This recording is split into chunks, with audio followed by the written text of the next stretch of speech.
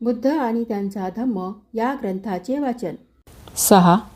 कल्पनाश्रित विश्वास हा धर्म नव्हे. असे प्रश्न नेहमी विचारले जात. मी गतयुगात होतो काय? मी गतयुगात नव्हतो काय? मी तेव्हा काय होतो? मी काय होऊन काय झालो? मी भविष्यातही असेन काय? मी भविष्यकाळात नसेन काय? मी तेव्हा कोण असेन? मी तेव्हा कसा असेन? मी कोठून कोठे जाईन? अथवा कदाचित आज तो आपल्या स्वत्वासंबंधी साशंक होऊन विचारित असेल.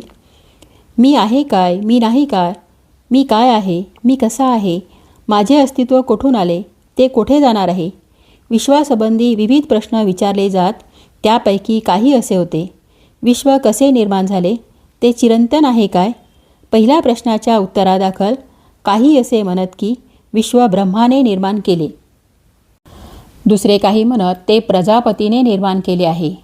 दुसऱ्या प्रश्नाचे उत्तर असे दिले जाई की विश्व चिरंतन आहे. काही म्हणत ते शांत आहे, तर काही म्हणत ते अनंत आहे. असल्या प्रश्नांना तथागत बुद्धांजवळ थारा नसे. तथागतांच्या मते केवळ असले प्रश्न विकृत बुद्धीचेच लोक विचारू शकतात. कारण अशा प्रकारच्या प्रश्नाची उत्तरे देणाऱ्यांच्या ठिकाणी सर्वज्ञता असली पाहिजे आणि ती कोणाच्याही ठिकाणी नाही. तथागत म्हणत असत, या प्रश्नांची उत्तरे देण्याइतका मी सर्वज्ञ नाही.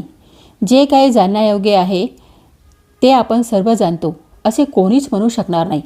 किंवा एका विशिष्ट वेळी जे जाणण्याची आपण इच्छा करतो ते त्यावेळी आपण जाणलेले असतेच असे नाही. नेहमी काहीतरी अज्ञातच राहते. याच कारणास्तव तथागत बुद्धांनी आपल्या धर्मात वरील प्रश्नविषयक सिद्धांताला स्थान दिलेले नाही. जो धर्म अशा सिद्धांताला आपल्या धर्माचा एक भाग समजतो तो तथागत बुद्धाच्या मते स्वीकारार्थ नाही.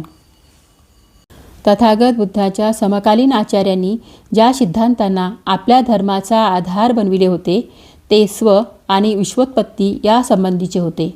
स्वसंबंधी ते काही प्रश्न विचारित. ते असे: मी गतयुगात होतो काय? मी गतयुगात नव्हतो काय? मी तेव्हा काय होतो? मी काय होऊन काय झालो?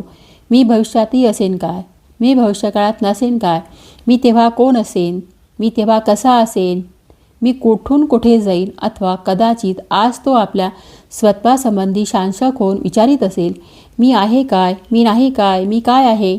मी कसा आहे? माझे अस्तित्व कोठून आले आणि ते येथून ते कोठे जाणार? दुसरे काही आचार्य विश्वोत्पत्ती संबंधीचा प्रश्न विचारित. काही म्हणत ब्रह्माने विश्व निर्मिले. काही म्हणत प्रजापतीने स्वत्यागाने ते निर्मिले. इतर काही आचार्य दुसरेच प्रश्न विचारित. जग चिरंतन आहे काय? चिरंतन नाही काय? ते शांत आहे काय? ते अनंत आहे काय? शरीर म्हणजे काय? शरीर एक वस्तू आहे आणि जीवन ही दुसरी वस्तू आहे काय? सत्य ज्ञात्याला मृत्यूनंतर अस्तित्व आहे काय? त्याला मृत्यूनंतर अस्तित्व आहेही आणि नाहीही असे आहे काय? तो मृत्यूनंतर तर असत नाही व असत नाही असेही नाही. तथागत बुद्धांच्या मते असले प्रश्न फक्त विकृतपणाचे लोकच विचारू शकतात. 3 कारणास्तव बुद्धाने या धार्मिक सिद्धांताचा धिक्कार केला. प्रथम, या सिद्धांतांना धर्माचा एक भाग मानण्याचे कारण नाही. दुसरे असे, या प्रश्नांची उत्तरे द्यायला अंगी सर्वज्ञता पाहिजे आणि ती कोणाच्याही अंगी नसते. या गोष्टीवर त्याने आपल्या प्रवचनातून भर दिलेला आहे.